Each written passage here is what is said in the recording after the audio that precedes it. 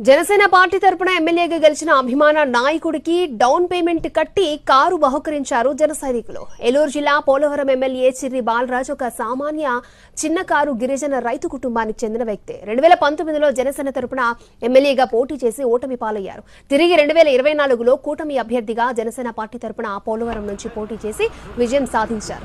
ఒక సామాన్య గిరిజన రైతు కుటుంబానికి చెందిన చిర్రి బాలరాజుకు సొంత వాహనం లేదు. నిత్యం ప్రజల వద్దకు వెళ్లేందుకు ప్రజా సమస్యలు తెలుసుకోవడానికి మారుమూల ఏజెన్సీ గ్రామాలను సందర్శించేందుకు గాను బాలరాజుకు కారు సమకూర్చాలి అనుకున్నారు జన సైనికులు.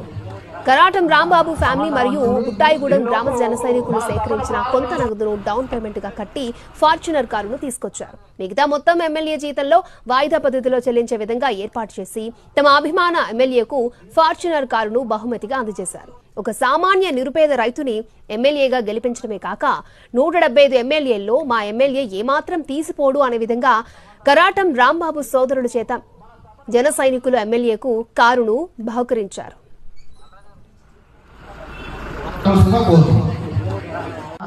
సమాధానం వచ్చింది. ఈ లోపు మన సభను ప్రారంభించ